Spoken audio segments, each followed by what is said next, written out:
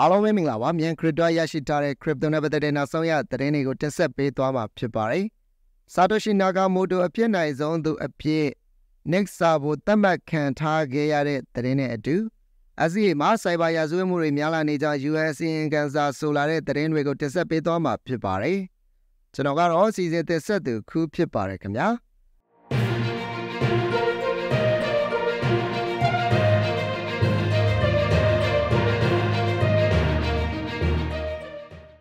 ပထမတစ်ပုဒ်အနေနဲ့ Satoshi Nakamoto အဖြစ်နိုင်ဆုံးလူအဖြစ် Nexus ဘိုသတ်မှတ်ခံခဲ့ရတဲ့သတင်းကိုတက်ဆက်ပေးကြပါမယ်။ HBO ရဲ့ Satoshi Nakamoto ပေါ်ထုတ်မဲ့ရုပ်ရှင်အကြောင်းကတော့ social media တွေပေါ်မှာဆွေးနွေးညှင်းခုန်လို့အကောင်းဆုံးအချိန်ဖြစ်ခဲ့ပါတယ်။အော်တိုဘာလ9ရက်နေ့ဒီနေ့မနက်မြန်မာအချိန်9နာရီခွဲမှာ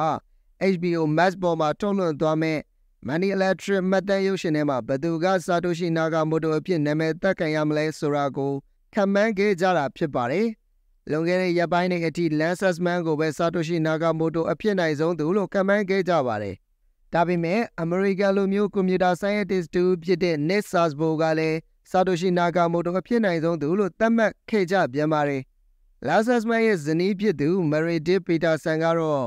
HBO ကဒီမှတ်တမ်းရုပ်ရှင်အတွက်သူနဲ့စကားပြောခဲ့တာမျိုးမရှိကြောင်းတုံ့ပြန်ခဲ့ပြီးနောက်မှာတော့ Lances Man က HBO ကပေါ်ထုတ်မဲ့ Satoshi Nakamoto အဖြစ်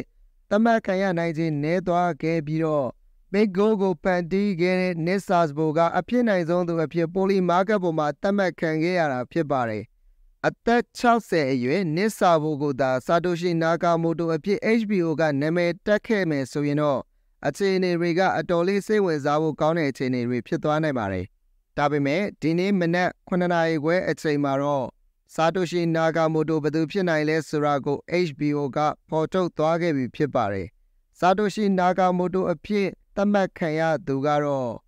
ကနေဒါနိုင်ငံသား Peter Todd ဖြစ်ပါတယ်။ Peter Todd က Bitcoin Core Developer တဦးလည်းဖြစ်ပါတယ်။ဒီကိစ္စနဲ့ပတ်သက်ပြီးတော့အခုအချိန်ထိဆက်လက်ပြီးတော့အငင်းခုန်နေဖြစ်နေသေးပါ။ဘာကြောင့်လဲဆိုတော့သူရဲ့ X ပေါ်မှာ I am not Satoshi ငါက Satoshi Nakamoto မဟုတ်ဘူးဆိုတဲ့အကြောင်းကို post တင်ခဲ့တာကြောင့်ဖြစ်ပါတယ်။မှတ်တမ်းရုပ်ရှင်ထွက်မလာခင်2နာရီလောက်အလိုမှာလဲ Coindesk နဲ့အင်တာဗျူးတစ်ခုမှာဒီမှတ်တမ်းရုပ်ရှင်ကရေစရာတစ်ခုသာဖြစ်ကြောင်းမှတ်ချက်ပေးခဲ့တာမျိုးလဲရှိပါတယ်ခင်ဗျာဆက်လက်ပြီးတော့ SCA မှာစိုက်ဘာရာဇဝတ်မှုတွေများလာနေကြောင်း UN အစီရင်ခံစာဆိုတဲ့သတင်းကိုတင်ဆက်ပေးကြပါမယ်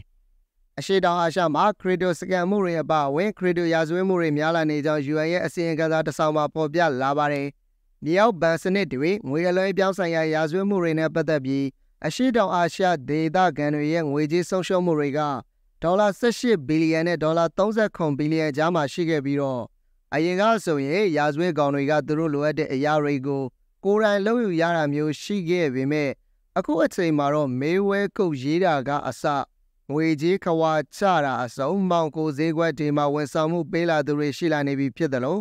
ဈေးတွေကလည်းအတော်လေးကိုသက်သာနေတာကြောင့်ရာဇဝတ်မှုတွေရင်ကတက်များပြားလာနေကြောင်းဆိုထားပါတယ်ဒီလိုမျိုးငွေကြေးခွာချတဲ့နေရာတွေမှာလည်း stable coin တွေရဲ့အခန်းကဏ္ဍကအရေးပါလာနေပြီး Tron blockchain ပေါ်က USDT တွေကအသုံးအများဆုံးဖြစ်လာနေတာကြောင့်လို့ဆိုထားပါတယ်။ဒါ့အပြင် Telegram ကဒီရာဇဝတ်ကောင်တွေရဲ့အသုံးအများဆုံး platform တစ်ခုဖြစ်လာနေပြီးတော့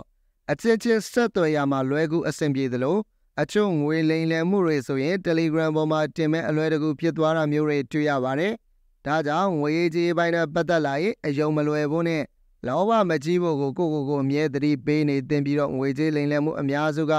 လောဘကိုအခြေတီးပြီးတော့ဖြစ်သွားတတ်တာကိုသတိထားသင့်ပါတယ်ခင်ဗျာဟုတ်ကဲ့ပါဒါကတော့မြန်ခရစ်တိုရရှိထားတဲ့ crypto နဲ့ပတ်သက်တဲ့နောက်ဆုံးရသတင်းတွေကိုတင်ဆက်ပေးခဲ့တာဖြစ်ပါတယ်မိတ်ဆွေတို့မှာ cryptocurrency ကိုရောင်းလို့ဖို့ Binance account တစ်ခုမရှိသေးဘူးဆိုရင် trade လုပ်တိုင်းမှာ fee discount ပြန်ရမယ်အခုကိုအသုံးပြုပြီးတော့ account ဖွင့်နိုင်ပါတယ်နားဆင်ပေးကြတဲ့သောတာရှင်များအားလုံး trade တိုင်းမြတ်ကြပါစေခင်ဗျာ